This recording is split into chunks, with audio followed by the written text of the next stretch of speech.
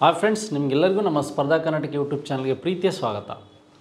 Dear friends, 30/12/2023 ನಡೆದಂತಹ ಈ cooperative inspector exam ಏನಿದೆ, ಈ ಎಕ್ಸಾಮಲ್ಲಿ ಕೇಳಿರ್ತಕ್ಕಂಥ ಇಂಡಿಯನ್ ಹಿಸ್ಟ್ರಿ ಪ್ರಶ್ನೆಗಳೇನಿದೆ ಅದನ್ನು ಅನಾಲಿಸಿಸ್ ಮಾಡೋದಕ್ಕೆ ಬಂದಿದೆ. ಈ ಪ್ರಶ್ನೆಗಳನ್ನು ಆಧಾರವಾಗಿಟ್ಕೊಂಡು ಮುಂದಿನ ಕಮರ್ಷಿಯಲ್ ಟ್ಯಾಕ್ಸ್ ಇನ್ಸ್ಪೆಕ್ಟರ್ ಇರ್ಬೋದು, ಪೊಲೀಸ್ ಎಕ್ಸಾಮ್ ಇರ್ಬೋದು, ವಿಲೇಜ್ ಅಕೌಂಟೆಂಟ್ ಇರ್ಬೋದು, KS ಎಕ್ಸಾಮ್ ಇರ್ಬೋದು, ಈ ಎಲ್ಲ ಎಕ್ಸಾಮ್ಗಳಿಗೆ ಮತ್ತು ಬೀಟ್ ಫಾರೆಸ್ಟರ್ ಎಕ್ಸಾಮ್ಗಳಿಗೆ ಪ್ರಶ್ನೆಗಳು ಹೇಗೆ ಬರುತ್ತೆ ಅಂತಕ್ಕಂಥ ವಿಚಾರಗಳನ್ನು ಕುರಿತು ನಾನಿವತ್ತು ಮಾತಾಡ್ತಾ ಹೋಗ್ತೇನೆ. ನೋಡಿ, ಅದರ ಜೊತೆಗೆ ನಮಗೆ ಈಗಾಗಲೇ ನಮ್ಮ ಸ್ಪರ್ಧಾ ಕರ್ನಾಟಕ ಅಕಾಡೆಮಿಯಲ್ಲಿ ಒಂದು ವ್ಯವಸ್ಥಿತವಾದಂತಹ ನಿಮ್ಮ ಪ್ಲೇಸ್ಟೋರಲ್ಲಿ ಹೋಗಿ ಸ್ಪರ್ಧಾ ಕರ್ನಾಟಕ ಅಕಾಡೆಮಿ ಮೊಬೈಲ್ ಆ್ಯಪನ್ನು ಡೌನ್ಲೋಡ್ ಮಾಡಿಕೊಂಡ್ರೆ ಇದರಲ್ಲಿ ನಿಮಗೆ ಬೀಟ್ ಫಾರೆಸ್ಟರ್ ಅಂತಕ್ಕಂಥ ಒಂದು ಏನು ಕೋರ್ಸ್ ಶೋ ಆಗ್ತದೆ. ಜಸ್ಟ್ 3,000 ಅಂದರೆ ನಿಮಗೆ 8,000 ಇರ್ತಕ್ಕಂಥ ಫೀಸನ್ನು ನಾವು 3,999 ರೂಪಾಯಿಗೆ ಬೀಟ್ ಫಾರೆಸ್ಟರಲ್ಲಿ ಮ್ಯಾಥಮೆಟಿಕ್ಸ್ ಅಷ್ಟೇ ಅಲ್ಲದೆ GS ವಿಡಿಯೋಗಳನ್ನು ಸುಮಾರು 300ಕ್ಕೂ ಹೆಚ್ಚು ವಿಡಿಯೋಗಳನ್ನು ಕೊಡೋ ಪ್ರಯತ್ನವನ್ನು ಮಾಡಿದ್ದೇವೆ. ಕಂಪ್ಲೀಟ್ ಕೋರ್ಸ್ ಇದರಲ್ಲಿ ಸಿಗುತ್ತೆ. ಮತ್ತು ವಿಶೇಷ ಅಂದರೆ ಚಾಪ್ಟರ್ ವೈಸ್ ಕ್ಲಾಸಸ್ಗಳನ್ನು ಕೊಟ್ಟಿದ್ದೇವೆ. ನೆಕ್ಸ್ಟ್ ಅದರ ಜೊತೆಗೆ ಟೆಸ್ಟ್ ಸೀರೀಸನ್ನು ನೀಡ್ತಾ ಇದ್ದೇವೆ. ನೆಕ್ಸ್ಟು ಅದರಲ್ಲಿ ಕೆಲವೊಂದು ಬಾರಿ ಲೈವ್ ಕ್ಲಾಸ್ಗಳನ್ನು ಬರ್ತಾ ಇದ್ದೇವೆ. ಡೌಟ್ಸ್ಗಳಿದ್ದರೆ ಕೇಳ್ಬೋದು. ಹಾಗಾಗಿ ಸ್ಪರ್ಧಾ ಕರ್ನಾಟಕ ಮೊಬೈಲ್ ಆ್ಯಪನ್ನು ನಿಮ್ಮ ಪ್ಲೇಸ್ಟೋರಲ್ಲಿ ಡೌನ್ಲೋಡ್ ಮಾಡಿಕೊಂಡು ಈ ಒಂದು ಬೀಟ್ ಫಾರೆಸ್ಟರ್ ಗಸ್ತು ಅರಣ್ಯ ಪಾಲಕರೇನಿದೆ ಈ ಹುದ್ದೆಗೆ ಸಂಬಂಧಿಸಿದಂಥ ವಿಡಿಯೋಗಳನ್ನು ಸದುಪಯೋಗಪಡಿಸ್ಕೊಂಡು ನೀವು ಯಶಸ್ವಿಯಾಗಿ ಅಂತಕ್ಕಂಥದ್ದು. ಹೆಚ್ಚಾಗಿ ಮ್ಯಾಥಮೆಟಿಕ್ಸ್ ಮತ್ತು ಸೈನ್ಸ್ ವಿಡಿಯೋಗಳಿಗೆ ಹೆಚ್ಚು ಒತ್ತನ್ನು ಸಹ ನೀಡ್ತಾ ಇದ್ದೇವೆ ಸ್ನೇಹಿತರೆ. ಹಾಗಾದರೆ ನಾವು ನಿನ್ನೆ ಕೇಳಿರ್ತಕ್ಕಂಥ ಎಕ್ಸಾಮಲ್ಲಿ ಬಂದಿರತಕ್ಕಂಥ ಪ್ರಶ್ನೆಗಳೇನಿದೆ, ಕರ್ನಾಟಕ ಬಲ ಎಂದು ಯಾವ ಸೇನೆಯನ್ನು ಕರೆಯುತ್ತಿದ್ದರು? ಇದು ಹಿಂದೆ ಬಂದಿರತಕ್ಕಂಥ ಪ್ರಶ್ನೆ ಮತ್ತೆ ರಿಪೀಟ್ ಆಗಿರ್ತಕ್ಕಂಥ ಪ್ರಶ್ನೆ ಆಗಿರ್ಬೋದು. ಇದನ್ನು ಭಾಳ ಹುಷಾರಾಗಿ ನೀವು ತಪ್ಪಿಲ್ಲದೆ ಇದನ್ನು ಆನ್ಸರ್ ಮಾಡಬೇಕು. ನೋಡಿ, ನಾವು ಫಸ್ಟ್ ಈಗ ಈ ಪ್ರಾಚೀನ ಕರ್ನಾಟಕ ಇತಿಹಾಸವನ್ನು ಓದುವಂಥ ಸಂದರ್ಭದಲ್ಲಿ ಫಸ್ಟ್ ನಮಗೆ ಹೊಯ್ಸಳ, ಬಾದಾಮಿ, ಚಾಲುಕ್ಯ, ವಿಜಯನಗರ ಸಾಮ್ರಾಜ್ಯ ಮತ್ತು ರಾಷ್ಟ್ರಕೂಟರದರೆ ಈ ಶಾತವಾಹನರ ಬಗ್ಗೆ ಮತ್ತು ಕದಂಬರ ಬಗ್ಗೆ, ನೆಕ್ಸ್ಟು ಗಂಗರ ಬಗ್ಗೆ, ನೆಕ್ಸ್ಟು ಈ ಬಾದಾಮಿ ಚಾಲುಕ್ಯರ ಬಗ್ಗೆ, ನೆಕ್ಸ್ಟು ರಾಷ್ಟ್ರಕೂಟರ ಬಗ್ಗೆ, ಈ 3, 4, 5 ಯೂನಿಟ್ಗಳಲ್ಲಿ ಬರ್ಬೋದಾದಂಥ ಈ ಮೊದಲ ಪ್ರಶ್ನೆಗಳೇನು ಅಂತಕ್ಕಂಥದ್ದು ನಮಗೆ ಬೇಕಾಗುತ್ತೆ. ನೋಡಿ, ಕರ್ನಾಟಕವನ್ನಾಳಿದಂತಹ ಒಂದು ಮೊದಲ ಒಂದು ಪ್ರಾಚೀನ ಮನೆತನ ಶಾತವಾಹನರು. ಹಾಗಾದರೆ ಕರ್ನಾಟಕವನ್ನಾಳಿದಂತಹ ಮೊದಲ ಒಂದು ಕನ್ನಡದ ಮನೆತನ ಯಾವುದು ಅಂದರೆ ಕದಂಬರು. ನೋಡಿ, ಕರ್ನಾಟಕವನ್ನು ಸುಮಾರು 700 ವರ್ಷಗಳ ಕಾಲ ಅತಿ ದೀರ್ಘಾವಧಿಯವರೆಗೆ ಆಳ್ವಿಕೆ ಮಾಡಿದಂಥವ್ರು ಯಾರು ಅಂದರೆ ಗಂಗರು. ಹಾಗಾದರೆ ಈ ಕರ್ನಾಟಕವನ್ನು ಮೊದಲ ಬಾರಿಗೆ ಕರ್ನಾಟಕದಲ್ಲಿ ಒಂದು ಏಕತೆ ಮತ್ತು ಈ ಕರ್ನಾಟಕವನ್ನು ಒಟ್ಟುಗೂಡಿಸಿ ಒಂದು ರಾಜಕೀಯ ಸ್ಥಿರತೆಯನ್ನು ತಂದಂಥ ಸಾಮ್ರಾಜ್ಯ ಯಾವುದು ಅಂದರೆ ಬಾದಾಮಿ ಚಾಲುಕ್ಯರು. ಹಾಗಾಗಿ ಅವರನ್ನು ಈ ಒಂದು ಕರ್ನಾಟಕ ಬಲ ಅಥವಾ ಇಡೀ ಕರ್ನಾಟಕವನ್ನು ಏಕ ಆಡಳಿತಕ್ಕೆ ಒಳಪಡಿಸಿದಂಥವ್ರು ಯಾರು? ಬಾದಾಮಿ ಚಾಲುಕ್ಯರು. ಕರ್ನಾಟಕದಲ್ಲಿ ರಾಜಕೀಯ ಸ್ಥಿರತೆಯನ್ನು ತಂದಂಥವರು ಈ ಒಂದು ಬಾದಾಮಿ ಚಾಲುಕ್ಯರು. ಹಾಗಾಗಿ ಇವರನ್ನು ಕರ್ನಾಟಕ ಬಲ ಅಂತಕ್ಕಂಥ ಸೇನೆ ಅಂತ ಹೆಸರಿನಿಂದ ಇವರನ್ನು ಕರಿತಾ ಹೋಗ್ತೀವಿ. ನೋಡಿ, ಹಾಗಾದರೆ ರಾಷ್ಟ್ರಕೂಟರು ಈ ಕನ್ನಡದ ಕೀರ್ತಿಯನ್ನು ಉತ್ತರ ಭಾರತದ ಉತ್ತರ ಭಾರತದ ಗಂಗಾ ಮತ್ತು ಯಮುನಾ ನದಿಯವರಿಗೆ ಕೊಂಡೊಯ್ದಂಥವ್ರು ಯಾರು ಅಂದರೆ ರಾಷ್ಟ್ರಕೂಟರು. ಧ್ರುವ ಇರ್ಬೋದು, ಹಾಗೆ 1ನೇ ಕೃಷ್ಣ ಇರ್ಬೋದು. ಈ ಎಲ್ಲೋರದಲ್ಲಿ ಗೋವಿಂದ, ಧ್ರುವ ಮತ್ತು 1ನೇ ಕೃಷ್ಣ ಈ ಅಚೀವ್ಮೆಂಟನ್ನು ಮಾಡ್ತಾರೆ.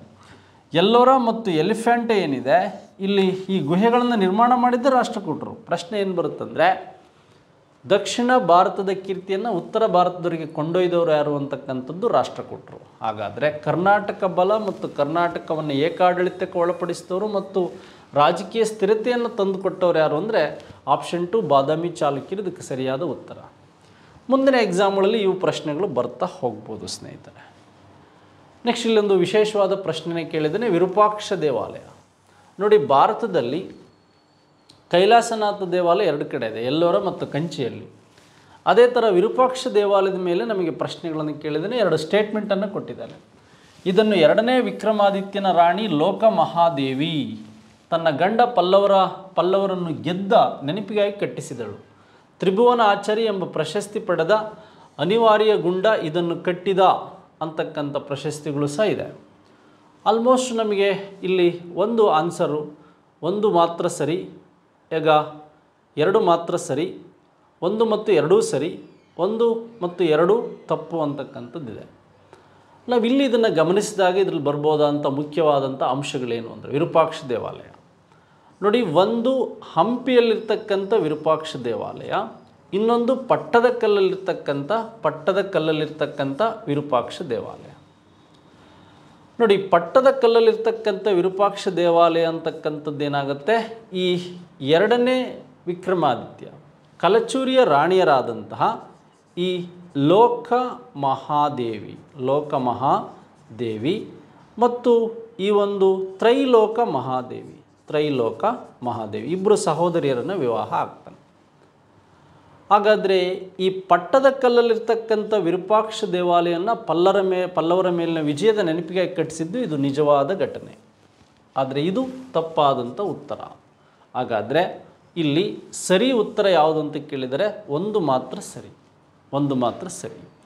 ನೋಡಿ, ಲೋಕ ಮಹಾದೇವಿ ವಿರೂಪಾಕ್ಷ ದೇವಾಲಯವನ್ನು ಕಟ್ಟಿದರೆ ಇವಳ ಸಹೋದರಿ ತ್ರೈಲೋಕ ಮಹಾದೇವಿ ಏನು ಮಾಡ್ತಾಳೆ, ಪಟ್ಟದಕಲ್ಲಲ್ಲಿ ಈ ಮಲ್ಲಿಕಾರ್ಜುನ ದೇವಾಲಯವನ್ನು ನೀಡ್ತಾ ಹೋಗ್ತಾಳೆ. ಅಂದರೆ ನಾವು ಕೀ ಉತ್ತರ ಬರೋವರೆಗೂ ಸಹ ಏನು ಮಾಡಬೇಕು, ಆ ನಿಯರೆಸ್ಟ್ ತಾತ್ಕಾಲಿಕ ಕೀ ಉತ್ತರಗಳನ್ನು ನಾನು ನೀಡ್ತಾ ಇದ್ದೇನೆ. ಇಲ್ಲಿ ಲೋಕ ಮಹಾದೇವಿ ಮತ್ತು ತ್ರೈಲೋಕ ಮಹಾದೇವಿ ಅಂತಕ್ಕಂಥದ್ದು ಇವರಿಬ್ಬರು ಮಲ್ಲಿಕಾರ್ಜುನ ದೇವಾಲಯ, ವಿರೂಪಾಕ್ಷ ದೇವಾಲಯ ಪಲ್ಲರ ಮೇಜಿನ ವಿಜಯದ ನೆನಪಿಗಾಗಿಯೇ ಕಟ್ಟಿದ್ದು ಎರಡನೇ ವಿಕ್ರಮಾದಿತ್ಯನ ಮಡದಿಯರು ಅಂತಕ್ಕಂಥದ್ದು ನಮಗೆ ಗೊತ್ತಾಗಬೇಕು. ಬಾದಾಮಿ ಚಾಲುಕ್ಯರಲ್ಲಿ ಬರ್ತಾರೆ.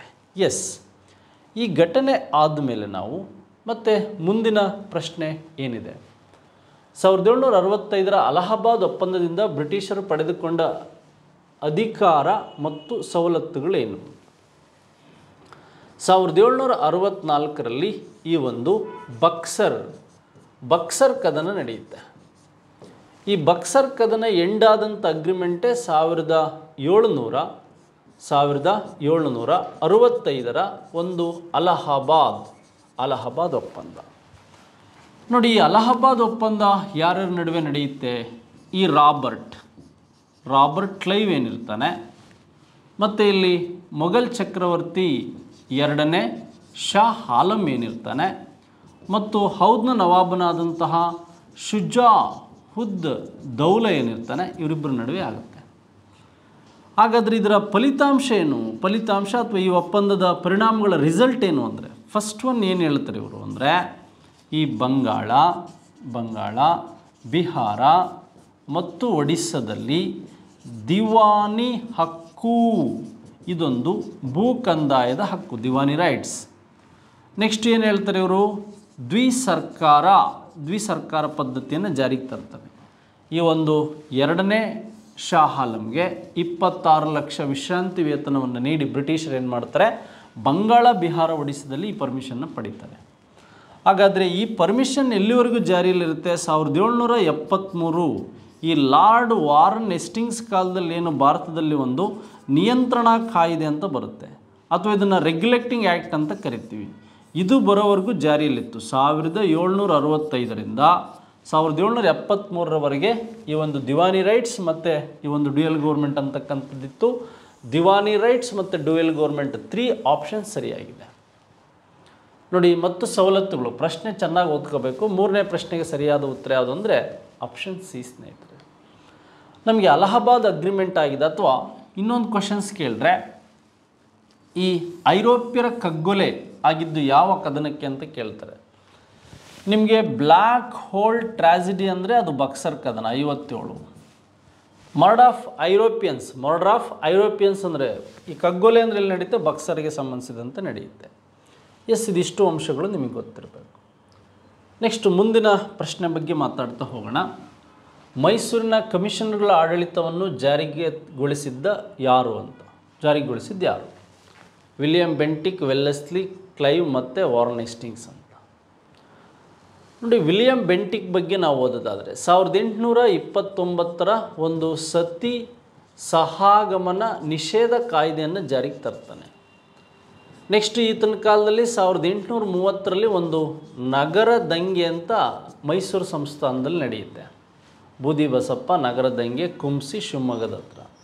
ಈ ನಗರ ದಂಗೆಯಿಂದ ಏನಾಗುತ್ತೆ, ಬರಗಾಲ ಕ್ಷಾಮ ಬಂದಿದ್ದರಿಂದ ರೈತರು ಕಂದಾಯವನ್ನು ಕಟ್ಟೋದಕ್ಕೆ ನಿರಾಕರಣೆಯನ್ನು ಮಾಡ್ತಾರೆ. ನಿರಾಕರಣೆಯನ್ನು ಮಾಡಿದ ತಕ್ಷಣ ಮೈಸೂರನ್ನು ದುರಾಡಳಿತದ ನೆಪವೊಡ್ಡಿ, ಮೈಸೂರು ಮತ್ತು ಕೊಡಗನ್ನು ದುರಾಡಳಿತದ ನೆಪವೊಡ್ಡಿ ಇದನ್ನು ಕ್ಯಾಪ್ಚರ್ ಮಾಡಿದವನು, ಮೈಸೂರನ್ನು ವಶಪಡಿಸ್ಕೊಂಡವನು ಯಾರು ಅಂದರೆ ಈ ವಿಲಿಯಂ ಬೆಂಟಿಕ್. ಮೈಸೂರನ್ನು ವಶಪಡಿಸ್ಕೊಂಡವನು ಯಾರು ಅಂದರೆ ಈ sir William Bentinck, lord William Bentinck. ಈ ಲಾರ್ಡ್ ವಿಲಿಯಂ ಬೆಂಟಿಕ್ ಮೈಸೂರನ್ನು ಕ್ಯಾಪ್ಚರ್ ಮಾಡಿ 1831ರಲ್ಲಿ ಕಮಿಷನರ್ಗಳ ಆಡಳಿತವನ್ನು ಸ್ಟಾರ್ಟ್ ಮಾಡ್ತಾನೆ. ಆದರೆ 1881ರಲ್ಲಿ ಈ ಕಮಿಷನರ್ಗಳ ಆಡಳಿತವನ್ನು ಮತ್ತೆ ಮೈಸೂರಿಗೆ ಕೊಟ್ಟಂಥವ್ನು ಯಾರಪ್ಪ ಅಂದರೆ ಈ ಲಾರ್ಡ್ ಲಿಟ್ಟನ್ ಅಂತಕ್ಕಂಥದ್ದು ಗೊತ್ತಿರಬೇಕು. ಯಾರು? ಲಾರ್ಡ್ ಲಿಟ್ಟನ್ ಅಂತಕ್ಕಂಥದ್ದು ಗೊತ್ತಿರಬೇಕು, ಭಾರತದ ಸ್ನೇಹಿ ವೈಸ್ರಾಯ್. ನೆಕ್ಸ್ಟು ಇದೇ ವಿಲಿಯಂ ಬೆಂಟಿಕ್ 1833ರ ಚಾರ್ಟರ್ ಆ್ಯಕ್ಟಲ್ಲಿ ಏನಾಗ್ತಾನೆ, ಈತ ಭಾರತದ ಪ್ರಥಮ ಗವರ್ನರ್ ಆಗ್ತಾನೆ. ಯಾಕೆಂದರೆ ಬಂಗಾಳದ ಗವರ್ನರ್ ಅಂತ ಇದ್ದ ಹುದ್ದೆ ಭಾರತದ ಗವರ್ನರ್ ಅಂತ ಆಗುತ್ತೆ.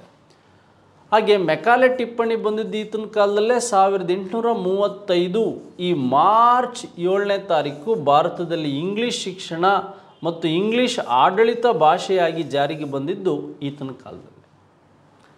ನಿಮಗೆ ವೆಲ್ಲೆಸ್ಲಿ ಅಂದರೆ ಮೇಜರಾಗಿ ಬರೋದು 1798ರ ಈ ಒಂದು ಸಹಾಯಕ ಸೈನ್ಯ ಪದ್ಧತಿ, ಸಬ್ಸಿಡರಿ ಅಲೈನ್ಸ್ ಸಿಸ್ಟಮ್ ಬಗ್ಗೆ ಕೇಳ್ಬೋದು. ಕ್ಲೈವ್ ಅಂದರೆ ನಿಮಗೆ 1757ರ ಪ್ಲಾಸಿ ಕದನ, ನೆಕ್ಸ್ಟು 1765ರ ಅಲಹಾಬಾದ್ ಒಪ್ಪಂದ ಮತ್ತು ಫಾದರ್ ಆಫ್ ಡ್ಯುಯಲ್ ಗೌರ್ಮೆಂಟ್. ಭಾರತಕ್ಕೆ ಒಬ್ಬ ಗುಮಸ್ತನಾಗಿ ಬಂದು ಲೇಖನಿ ಹಿಡಿಯುವ ಖಡ್ಗವನ್ನು ಹಿಡಿದು ಭಾರತದಲ್ಲಿ ಬ್ರಿಟಿಷ್ ಸಾಮ್ರಾಜ್ಯ ಸ್ಥಾಪಿಸಿದವನೇ ಕ್ಲೈವ್. ವಾರ್ನ್ ಹೇಸ್ಟಿಂಗ್ಸ್ ಅಂದರೆ ಬಂಗಾಳದ ಗವರ್ನರ್ ಅಂತ ಇದ್ದದ್ದನ್ನು ಬಂಗಾಳದ ಗವರ್ನರ್ ಜನರಲ್ ಅಂತ ಮಾಡಿ 1773ರಲ್ಲಿ ರೆಗ್ಯುಲೇಟಿಂಗ್ ಆ್ಯಕ್ಟ್ ಬಂದಾಗಿದ್ದಂಥವನು. ಅಥವಾ ನಿಮಗೆ ವಾರ್ನ್ ಹೇಸ್ಟಿಂಗ್ಸ್ ಎರಡನೇ ಆಂಗ್ಲೋ ಮೈಸೂರು ವಾರ್ ಅಂತಕ್ಕಂಥದ್ದು ಏನಾಗುತ್ತೆ, ಎರಡನೇ ಆಂಗ್ಲೋ ಮೈಸೂರು ವಾರ್ ಆದಂಥ ಸಂದರ್ಭದಲ್ಲಿ ಇದ್ದಂಥ ಬ್ರಿಟಿಷ್ ಆಫೀಸರ್. 4ನೇ ಪ್ರಶ್ನೆಗೆ ಆಪ್ಷನ್ ಎ ಸರಿಯಾದ ಉತ್ತರ ಸ್ನೇಹಿತರೆ. ನೆಕ್ಸ್ಟು ಯಾವ ಸುಲ್ತಾನ ತನ್ನನ್ನು ಎರಡನೇ ಅಲೆಕ್ಸಾಂಡರ್ ಸಿಕಂದರ್ ಈ ಸನಿ ಎಂದು ಕರೆಸ್ಕೊಳ್ತಾನೆ? ಅಲೆಕ್ಸಾಂಡರ್ ಬಗ್ಗೆ ನಿಮಗೆ ಗೊತ್ತಿದೆ. 356ರಲ್ಲಿ ಅಲೆಕ್ಸಾಂಡರ್ ಹುಡ್ತಾನೆ, 327 ಸಿಂಧ್ ಮತ್ತು 326ರಲ್ಲಿ ಇಲ್ಲಿ ರಾವರ್ ಕದನ ಇರ್ಬೋದು, ಬೇರೆ ಬೇರೆ ಕದನಗಳಿಗೆ ನಡೆಯುತ್ತೆ. 323ರಲ್ಲಿ ಅಲೆಕ್ಸಾಂಡರ್ ಸತ್ತು ಹೋಗ್ತಾನೆ. ಈತ ಅರಿಸ್ಟಾಟಲ್ನ ಶಿಷ್ಯ. ನೋಡಿ, ಈ ದೆಹಲಿ ಸುಲ್ತಾನರಲ್ಲಿ ವಿಶೇಷವಾಗಿ ಎರಡನೇ ಅಲೆಕ್ಸಾಂಡರ್ ಅಂತ ಕರೆಸ್ಕೊಂಡವನು ಯಾರು ಅಂದರೆ ಅಲ್ಲಾವುದ್ದೀನ್ ಖಿಲ್ಜಿ. ನೋಡಿ, ದಕ್ಷಿಣ ಭಾರತದ ಮೇಲೆ ದಾಳಿ ಮಾಡಿದಂಥವನು, ಹಾಗೆ ಮಾರುಕಟ್ಟೆ ಸುಧಾರಣೆಯನ್ನು ತಂದಂಥವನು, ನೆಕ್ಸ್ಟು ಹಾಜರಾತಿ ಪದ್ಧತಿಯನ್ನು ತಂದಂಥವನು, ದಾಗ್ ಪದ್ಧತಿಯನ್ನು ತಂದಂಥವನು ಈ ಅಲ್ಲಾವುದ್ದೀನ್ ಖಿಲ್ಜಿ. ಹಾಗೆ ನವ ಮುಸಲ್ಮಾನರೆಂದು ಹೆಸರಾದಂಥ ಮಂಗೋಲರ ಶಿರಚ್ಛೇದನ ಮಾಡಿದಂಥವನು ಯಾರು ಅಂದರೆ ಅಲ್ಲಾವುದ್ದೀನ್ ಖಿಲ್ಜಿ. ಇದಕ್ಕೆ ಸರಿಯಾದ ಉತ್ತರ. ಬಲ್ಬನ್ ಬಗ್ಗೆ ನಿಮಗೆ ರಕ್ತ ಮತ್ತು ಉಕ್ಕಿನ ನೀತಿಯನ್ನು ಹೊಂದಿದಂಥ ಗುಲಾಮಿ ಸಂತತಿ ಒಬ್ಬ ಬಲ್ಬನ್ ಈ ಒಂದು ಪದ್ಧತಿಗಳನ್ನು ದೈವದತ್ತ ಸಿದ್ಧಾಂತದಲ್ಲಿ ನಂಬಿಕೆ ಇಟ್ಟಂಥವನು ಯಾರು ಅಂದರೆ ಬಲ್ಬನ್. ಶಿಜ್ದಾ ಪದ್ಧತಿ, ಪೈಬೋಸ್ ಪದ್ಧತಿಗಳನ್ನು ರಾಜನ ಕಂಡಾಗ ನಮಸ್ಕಾರ ಮಾಡೋದು, ಅವನ ಪಾದಗಳಿಗೆ ಚುಂಬನ ಮಾಡೋದು, ದೈವದತ್ತ ಸಿದ್ಧಾಂತ ಮತ್ತು ಚುಂಬಿಸುವ ಪದ್ಧತಿಗಳು, ಶಿಜ್ದಾ, ಪೈಬೋಸ್ ಮತ್ತು ನವರೋಸ್ ಪದ್ಧತಿಗಳನ್ನು ತಂದಂಥವನು ಬಲ್ಬನ್. ಮೊಹಮ್ಮದ್ ಬಿನ್ ತುಘಲಕ್ 1327ರಲ್ಲಿ ಟ್ರಾನ್ಸ್ಫರ್ ಆಫ್ ಕ್ಯಾಪಿಟಲ್ ಸಿಟಿ ಇರ್ಬೋದು, ಮತ್ತು ಆ ತಾರೀಖು ಜಾರಿಗೆ ತಂದಂಥ ಕೆಲವು ಸುಧಾರಣೆಗಳೇನಿದೆ ಅವೆಲ್ಲದರ ಬಗ್ಗೆ ಹೋಗುತ್ತೆ. ಸಿಕಂದರ್ ಲೂದಿ ಅಂತಕ್ಕಂಥವನು 1504ರಲ್ಲಿ ಈ ಆಗ್ರಾ ನಗರವನ್ನು ನಿರ್ಮಾಣ ಮಾಡಿದವನು ಯಮುನಾ ನದಿ ತೀರದಲ್ಲಿ, ಈತನೇ ಸಿಕಂದರ್ ಲೂದಿ. ಬಟ್ ಈ ಥರ ಪ್ರಶ್ನೆಗಳು ಮುಂದುವರೆದು ಬರ್ಬೋದು. ಅಥವಾ ಈತನನ್ನು ಪ್ರಿನ್ಸಸ್ ಆಫ್ ಮನಿಯರ್ಸ್ ಅಂತ ಕರಿತೀವಿ, ಹಣೆಗಾರ ರಾಜ ಅಂತ ಕರಿತೀವಿ. ಯಾರನ್ನು ಅಂದರೆ ಈ ಒಂದು ಮೊಹಮ್ಮದ್ ಬಿನ್ ತುಘಲಕ್ಕನನ್ನು. ನೆಕ್ಸ್ಟ್ ಹಾಗಾದರೆ 5ನೇ ಪ್ರಶ್ನೆಗೆ ಆಪ್ಷನ್ ಬಿ ಸರಿಯಾದ ಉತ್ತರ ಸ್ನೇಹಿತರೆ. ನೋಡಿ, ಭಾರತದಲ್ಲಿ ಸಂಪತ್ತಿನ ಸೋರಿಕೆ ಸಿದ್ಧಾಂತವನ್ನು ಪ್ರತಿಪಾದಿಸಿದವರು ಯಾರು? ನೋಡಿ, ಇದು ತುಂಬ ರಿಪೀಟೆಡ್ ಕ್ವೆಶನ್ಸು. ದಾದಾಬಾಯಿ ನವರೋಜಿ. ಈ ಒಂದು ಡ್ರೈನ್ ವೆಲ್ತ್ ಥಿಯರಿ ಅಂತಕ್ಕಂಥದ್ದು ಅವರ poverty and British rule in India ಅಂತಕ್ಕಂಥದ್ದು, the poverty and British rule in India ಅಂತಕ್ಕಂಥ ಪುಸ್ತಕ ಏನಿದೆ, ಈ ಪುಸ್ತಕದಲ್ಲಿರ್ತಕ್ಕಂಥ ಒಂದು ಘಟಕ ಅದು. ಬಟ್ಟು ಪರ್ ಕ್ಯಾಪಿಟಲ್ ಇನ್ಕಮ್ ಬರೀ 20 ರೂಪೀಸ್ ಇತ್ತು ಆ ಕಾಲದಲ್ಲಿ ಅಂತಕ್ಕಂಥದ್ದನ್ನು ಬ್ರಿಟಿಷರಿಗೆ ಭಾರತೀಯ ಜನರಿಗೆ ತೋರಿಸ್ಕೊಟ್ಟವರು. ಬ್ರಿಟಿಷರು ಭಾರತದ ಸಂಪತ್ತನ್ನು ಹೇಗೆ ಕೊಳ್ಳೆ ಹೊಡಿತಾರೆ ಅಂತಕ್ಕಂಥದ್ದು ಈ ಬುಕ್ಸ್ ಬಗ್ಗೆ ಮಾತಾಡಿದ್ದೀನಿ ನಾನು. ತಿಲಕ್ ಬಗ್ಗೆ ನಾವು ನೋಡೋದಾದರೆ ಈ ಗಣೇಶ ಉತ್ಸವ ಮತ್ತು ಶಿವಾಜಿ ಉತ್ಸವ ಮತ್ತು ಮರಾಠ ಮತ್ತು ಕೇಸರಿ ಮತ್ತು ಕಾಲ್ ಪತ್ರಿಕೆಯ ಸಂಪಾದಕರು ಯಾರಾಗಿದ್ರು ತಿಲಕ್. ನೋಡಿ, ನಮಗೆ ಇಲ್ಲಿ ವಿಶೇಷವಾಗಿ WSC ಬ್ಯಾನರ್ಜಿ,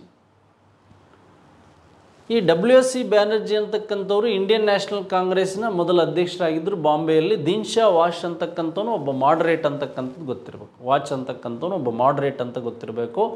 ಹಾಗಾದರೆ ಈ ಪ್ರಶ್ನೆಗೆ ಸರಿಯಾದ ಉತ್ತರ ದಾದಾಬಾಯಿ ನವರೋಜಿ ಸ್ನೇಹಿತರೆ. ಮುಂದಿನ ಪ್ರಶ್ನೆ ಹೇಗಿದೆ, ಕೇಡಾದ ರೈತರ ಪರವಾಗಿ ಮಹಾತ್ಮ ಗಾಂಧೀಜಿ ಸತ್ಯಾಗ್ರಹ ಚಳುವಳಿ ಪ್ರಾರಂಭಿಸಲು ಕಾರಣವೇನು ಅಂತಕ್ಕಂಥದ್ದು. ಕ್ಷಾಮದ ಪರಿಸ್ಥಿತಿ ಇದ್ದರೂ ಆಡಳಿತವು ಭೂ ತೆರಿಗೆ ವಸೂಲಿ ನಿಲ್ಲಲಿಲ್ಲ.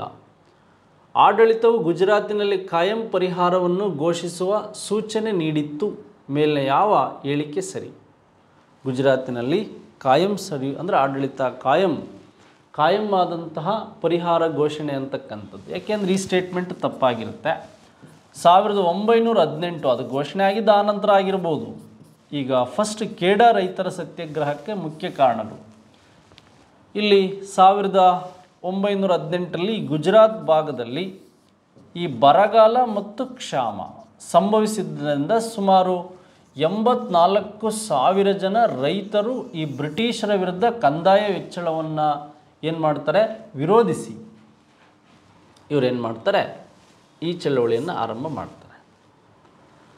ಆಗ ಇಲ್ಲಿ ಗಾಂಧೀಜಿಯವರು ಮತ್ತು ಸರ್ದಾರ್ ವಲ್ಲಭಾಯ್ ಪಟೇಲ್ ಅವರ ಭೇಟಿಯಾಗಿದ್ದಿರ್ಬೋದು, ಅಥವಾ ಗಾಂಧೀಜಿಯರಿರ್ಬೋದು, ಶಂಕರ್ಲಾಲ್ ಇರ್ಬೋದು, ಅನುಸೂಯ ಬೇಗ್ ಇರ್ಬೋದು, ಮತ್ತು ಗಾಂಧೀಜಿಯವರ ಸಾಕು ಮಗನಂತಿದ್ದಂಥವನೇ ಈ ಮಹಾದೇವ ದೇಸಾಯಿ. ಶಂಕರ್ಲಾಲ್ ಬ್ಯಾಂಕರ್ ಇರ್ಬೋದು, ಅಥವಾ ಅನುಸೂಯ ಬೇನ್ ಇರ್ಬೋದು, ಈ ಮಹಾದೇವ ದೇಸಾಯಿ ಇರ್ಬೋದು, ಈ ಎಲ್ಲರೂ ಸೇರಿ ಏನು ಮಾಡ್ತಾರೆ, ಈ ಸಮಸ್ಯೆಯನ್ನು ಬಗೆಹರಿಸಿ, ಈ ಕೇಡಾ ರೈತರ ಸತ್ಯಾಗ್ರಹ ಸಮಸ್ಯೆಯನ್ನು ಬಗೆಹರಿಸಿ ಆತರಿಗೆ ನ್ಯಾಯವನ್ನು ಒದಗಿಸ್ತಾರೆ. ಹಾಗಾಗಿ ಇದಕ್ಕೆ ಒಂದು ಮುಖ್ಯ ಕಾರಣವೆಂದರೆ ಇದು ಅಂತಕ್ಕಂಥದ್ದು. ಕಾರಣ ಕೇಳಿದನು, ಗುಜರಾತಿನಲ್ಲಿ ಕಾಯಂ ಪರಿಹಾರವನ್ನು ಘೋಷಿಸುವುದು ಅದು ನಮಗೆ ಇಲ್ಲ. ಯಾವ ಹೇಳಿಕೆ ಸರಿಯಾಗಿದೆ ಅಂದರೆ ಇದರಲ್ಲಿ ಎ ಹೇಳಿಕೆ ಮಾತ್ರ ಸರಿಯಾಗಿದೆ. ಯಾವ ಹೇಳಿಕೆ ಸರಿಯಾಗಿದೆ, ಕಾರಣವೇನು, ಪ್ರಾರಂಭಿಸಲು ಕಾರಣವೇನು. ನೆಕ್ಸ್ಟು ಮುಂದಿನ ಪ್ರಶ್ನೆ, ನಾಗರಿಕ ಸೇವೆಗಳಲ್ಲಿ ಸುಧಾರಣೆಯನ್ನು ಡ್ಯಾಶ್ ಪರಿಚಯಿಸಿದರು. ನೋಡಿ, ಸಿವಿಲ್ ಸರ್ವಿಸ್ ರಿಫಾರ್ಮ್ಸನ್ನು ತಂದಂಥವನು ಯಾರು ಅಂತಕ್ಕಂಥದ್ದಿದೆ. ಈಗ ವೆಲ್ಲೆಸ್ಲಿ ಬಗ್ಗೆ ಹೇಳಿದೆ. ಲಾರ್ಡ್ ಕಾರ್ನ್ವಾಲಿಸ್ ಬಗ್ಗೆ ನಾವು ಮಾತಾಡೋದಾದರೆ 1793ರಲ್ಲಿ ಇವರು ಪರ್ಮನೆಂಟ್ ಸೆಟಲ್ಮೆಂಟ್ ಸಿಸ್ಟಮನ್ನು ಜಾರಿಗೆ ತರ್ತಾರೆ.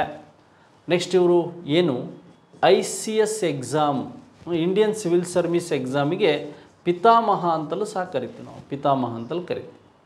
ಈ ರೀತಿಯಾದಂಥ ವಿಚಾರಗಳು ನಿಮ್ಗೆ ಗೊತ್ತಿರಬೇಕು. ಮತ್ತೆ ವಿಲಿಯಂ ಬೆಂಟಿಕ್ ಬರ್ತಾನೆ, ಮತ್ತೆ ಕ್ಲೈವ್ ಬರ್ತಾನೆ. ಈಗ ನಮಗೆ ICS ಪರೀಕ್ಷೆ ಪಿತಾಮಹ ಅಥವಾ ನಾಗರಿಕ ಸೇವೆಗಳಲ್ಲಿ ಸುಧಾರಣೆ ತಂದವನು ಯಾರು ಅಂದರೆ ಲಾರ್ಡ್ ಕಾರ್ನ್ವಾಲಿಸ್ ಸ್ನೇಹಿತರೆ, ಲಾರ್ಡ್ ಕಾರ್ನ್ವಾಲಿಸ್. ನೆಕ್ಸ್ಟ್ ವಂದಿಸಿ ಬರೀರಿ ಅಂತಕ್ಕಂಥದ್ದಿದೆ. ನೋಡಿ, ಇದಂತೂ ಸುಮಾರು ಬಾರಿ ಈ ಕ್ವಶನ್ಸ್ಗಳು ರಿಪೀಟ್ ಆಗ್ತಾನೆ ಇರುತ್ತೆ. ವಂದಿಸಿ ಬಾರಿ ಅಂತಕ್ಕಂಥದ್ದನ್ನು ನಾವು ನೋಡಿದಾಗ ನೋಡಿ, ಭಾರತದಲ್ಲಿ ಬ್ರಿಟಿಷರ ಒಂದು ಸ್ವಾತಂತ್ರ್ಯಕ್ಕೆ 3 ಸೋಪಾನಗಳಿದೆ. ಹೆಚ್ಚಾಗಿ ಪ್ರಶ್ನೆ ಕೇಳೋದು 1920, 1930 ಮತ್ತು 1942 ಆಗಸ್ಟ್ 8ನೇ ತಾರೀಕು ಏನು ನಡೆಯುತ್ತೆ ಈ ಕ್ವಿಟ್ ಇಂಡಿಯಾ ಚಳುವಳಿ ಅಂತಕ್ಕಂಥದ್ದು. ಈ ಕ್ವಿಟ್ ಇಂಡಿಯಾ ಚಳುವಳಿ ಭಾರತದಲ್ಲಿ ಬ್ರಿಟಿಷರ ವಿರುದ್ಧ ನಡೆದ ಅತ್ಯಂತ ಕೊನೆಯ ಮತ್ತು ಬೃಹತ್ ಚಳುವಳಿ ಇದಾಗಿದೆ. ಹಾಗಾದರೆ ಈ ಚಳುವಳಿ ನಡೆದಿದ್ದು 1942ನಲ್ಲಿ. ಆದರೆ ಸೈಮನ್ ಕಮಿಷನ್, ಇದೊಂದು ಬಿಳಿಯರ ಆಯೋಗ, 7 ಜನ ಬಿಳಿಯರನ್ನು ಒಳಗೊಂಡಿತ್ತು. ಭಾರತದಲ್ಲಿ ಸಂವಿಧಾನ ಸುಧಾರಣೆಗಾಗಿ ಏನಾದರೂ ಮಾಡಬೇಕು ಅಂತ 1927ರಲ್ಲಿ ಇಂಗ್ಲೆಂಡಲ್ಲಿ ಸ್ಟಾರ್ಟ್ ಆಗಿ 1928ಕ್ಕೆ ಭಾರತಕ್ಕೆ ಬರುತ್ತೆ. ಇದನ್ನು ವಿರೋಧಿಸೇ ಯಾರು, ಲಾಲಾ ಲಜಪತ್ ರಾಯ್ ಡೆತ್ ಆಗಿತ್ತು. ನೋಡಿ, ಟರ್ಕ್ ದೇಶದಲ್ಲಿ ಹುಟ್ಟಿ ಅಥವಾ ಮೊದಲ ವಿಶ್ವ ಸಮರದಲ್ಲಿ ಟರ್ಕ್ ಸೋತು ಬ್ರಿಟನ್ ಮೇಲ್ಗೈ ಸಾಧಿಸಿದಾಗ ಟರ್ಕ್ ದೊರೆಗಿದ್ದಂಥ ಖಿಲಾಫತ್ ಅಂತಕ್ಕಂಥ ಬಿರುದನ್ನು ಏನು ಮಾಡ್ತಾರೆ, ಬ್ರಿಟಿಷರು ಇದನ್ನು ಕ್ಯಾನ್ಸಲ್ ಮಾಡ್ತಾರೆ. ಟರ್ಕಲ್ಲಿ ಬಿರುದನ್ನು ಕ್ಯಾನ್ಸಲ್ ಮಾಡಿದ್ದರಿಂದ ಭಾರತೀಯ ಮುಸಲ್ಮಾನರು ಬ್ರಿಟಿಷರ ವಿರುದ್ಧ ಭಾರತದಲ್ಲಿ ಸ್ಟಾರ್ಟ್ ಮಾಡಿದಂಥ ಚಳುವಳಿಯೇ ಖಿಲಾಫತ್ ಚಳುವಳಿ 1919ರಿಂದ 1923. ನೋಡಿ, ಮಾಂಟೆಂಗೋ ಚಲ್ಮ್ಸ್ಫರ್ಡ್ ಸುಧಾರಣೆ ಏನಿದೆ, ಮಾಂಟೆಂಗೋ ಬ್ರಿಟಿಷ್ ಆಫೀಸರ್, ಈ ಚಲ್ಮ್ಸ್ಫರ್ಡ್ ಅಂತಕ್ಕಂಥವನು ಅಂದಿನ ಗವರ್ನರ್ ಆಗಿದ್ದ. ಇದು 1919ರಲ್ಲಿ ನಡೆದಂಥ ಘಟನೆಗಳನ್ನು ನಾವು ನೋಡ್ಬೋದು. ನೋಡಿ, ಖಿಲಾಫತ್ ಚಳವಳಿ ಮತ್ತು ಮಾಂಟೆಂಗೋ ಚಲ್ಮ್ಸ್ಫರ್ಡ್ ಕಾಯ್ದೆಗಳಿಗೆ ಸಂಬಂಧಿಸಿದಂತೆ ನಾವು ಮಾತಾಡ್ತಾ ಹೋಗ್ಬೋದು. ಎಸ್, ಹಾಗಾದರೆ 1919, 19 ಎರಡಿದೆ ಅಲ್ಲಿ. ಬಟ್ ಇಲ್ಲಿ ಆಪ್ಷನ್ಸಲ್ಲಿ 2 19ಗಳಿಲ್ಲ. ಆದರೆ ಕ್ರಾಸ್ ಚೆಕ್ ಮಾಡ್ತಾ ಹೋಗೋಣ. ಮಾಂಟೆಂಗೋ ಚಲ್ಮ್ಸ್ಫರ್ಡ್ ಸುಧಾರಣೆ ಆಗಿದ್ದು ಇವಾಗಲೇ. ಇದು ಏನು 1909ರ ಮಿಂಟೋ ಮಾರ್ಲೆ ಸುಧಾರಣೆಯಲ್ಲಿದ್ದಂಥ ಮತೀಯ ಪ್ರತ್ಯೇಕ ಮತಕ್ಷೇತ್ರಕ್ಕೆ ಒಂದು ಅಪ್ರೂವಲನ್ನು ಕೊಡುತ್ತೆ ಅಂತ. ಎಸ್, ಈಗ ಹೇಗೆ 3 ಸರಿಯಾಗಿದೆಯಾ? ಎಸ್, ಇಲ್ಲೂ ಸರಿ ಇದೆ, ಇಲ್ಲೂ ಸರಿ ಇದೆ. ಹಾಗಾದರೆ ನೆಕ್ಸ್ಟ್ ನಮಗೆ ವಿಶೇಷವಾಗಿ ಕೇಳುವಂಥ ಪ್ರಶ್ನೆ ಇಲ್ಲಿ ಯಾವುದಾಗಿರ್ಬೋದು, ವಿಶೇಷವಾಗಿ ಕೇಳುವಂಥ ಪ್ರಶ್ನೆ ಯಾವುದಾಗಿರ್ಬೋದು ಅಂತಕ್ಕಂಥದ್ದು ನಾವು ನೋಡ್ತಾ ಹೋಗೋಣ. ಎಸ್, ಹಾಗಾದರೆ ನಮಗೆ ಬೇಸಿಕ್ಕಾಗಿ ಕ್ವಶನ್ಸ್ ಯಾವ ರೀತಿ ಬರುತ್ತೆ ಅಂತ ನೋಡಿ. 1900 ಸೈಮನ್ ಕಮಿಷನಲ್ಲಿ ಕಂಟಿನ್ಯೂ ಆದಂಥ ಘಟನೆಗಳು. ಸೈಮನ್ ಕಮಿಷನ್ ಇಲ್ಲಿ 27 ಇಲ್ಲೂ ಇದೆ, ಇಲ್ಲೂ ಸಹ 27 ಇದೆ. ನೆಕ್ಸ್ಟ್ ಹಾಗಾದರೆ ಮಾಂಟೆಂಗೋ ಚಲ್ಮ್ಸ್ಫರ್ಡ್ ಇದೆ ಮತ್ತು ಖಿಲಾಫತ್ ಮೂಮೆಂಟ್ ಇದೆ. ಖಿಲಾಫತ್ ಮೂಮೆಂಟ್ 4 ಇದೆ, ಇಲ್ಲಿ 4 ಇದೆ, 2 ಇದೆ, ಎಲ್ಲಿದೆ ಅಂತಕ್ಕಂಥದ್ದು ಗೊತ್ತಾಗಬೇಕು. ಈಗ 2 ಇದೆ. ಖಿಲಾಫತ್ ಮೂಮೆಂಟ್ ಅಂತಕ್ಕಂಥದ್ದಕ್ಕೆ ನಾವು 2 ಹಾಕೋಣ. ಯಾಕೆಂದರೆ 19ರಿಂದ ಅದು 23ರವರೆಗೆ ಸಿಗೆ ಸಂಬಂಧಿಸಿದಂತೆ, ಸಿಗೆ 2 ಇಲ್ಲಿದೆ ಅಂತಕ್ಕಂಥದ್ದು. ಹಾಗಾದರೆ ಸಿಗೆ 4 19 ಈ ಒಂದು ಮಾಂಟೆಂಗೋ ಚಲ್ಮ್ಸ್ಫರ್ಡ್ ರಿಫಾರ್ಮ್ಸ್ ಆಗಿದ್ದು. ಹಾಗಾಗಿ ಈ ಆಪ್ಷನ್ಸಲ್ಲಿ ಇದು ಬರ್ಬೋದು. ಇಲ್ಲ ಗೊಂದಲ ಆಗಿದ್ದರೆ ಇಲ್ಲ ಆಪ್ಷನ್ಸ್ ಕೊಟ್ಟರೆ ಆಪ್ಷನ್ಸಲ್ಲಿ ಗೊಂದಲ ಆಗಿರ್ಬೋದು. ಹಾಗಾಗಿ ನಾವು ಇದನ್ನು ನಾವು ಪರ್ಫೆಕ್ಟಾಗಿ ವರ್ಕ್ ಮಾಡ್ತಾ ಹೋದ್ವಿ. ಖಿಲಾಫತ್ ಮೂಮೆಂಟ್ 23ರವರೆಗೆ ಇತ್ತು, ಇಂಡಿಯಾಗೆ ಬಂದಮೇಲೆ ಏನೆಲ್ಲ ಆಯಿತು ಅಂತಕ್ಕಂಥದ್ದು. ಹಾಗಾಗಿ 20 ಕೊಟ್ಟಿರ್ಬೋದು ಅಂತ ಉದ್ದೇಶ. ಎಸ್, ಆಪ್ಷನ್ ಸಿ ಸರಿಯಾದ ಉತ್ತರವನ್ನು ನಾವು ಮಾತಾಡ್ತಾ ಹೋದ್ವಿ. ನೆಕ್ಸ್ಟ್, ಈ ಕೆಳಗಿನವುಗಳು ಹೊಂದಿಸಿ ಬರೆಯಿರಿ ಅಂತಿದೆ. ನಯಸೇನ, ನಾಗಚಂದ್ರ ಮತ್ತು ನಾಗವರ್ಮ ಮತ್ತು ಜನ್ನ. ನೋಡಿ, ಈ ಸರಿಯಾದಗಳನ್ನು ಕೆಳಗಡೆ ಸರಿಯಾದ 1 ತಪ್ಪು, 2 ತಪ್ಪು ಅಥವಾ ಮಾತ್ರ ಸರಿ, 2 4 ಸರಿ ಮತ್ತು 1 4 ಸರಿ ಮತ್ತು 1 2 ಸರಿ, ಇವೆಲ್ಲವೂ ಸರಿ ಅಂತ ಕೊಟ್ಟಿದ್ದಾನೆ. ನಯಸೇನನ ಧರ್ಮಾಮೃತ ಸರಿ.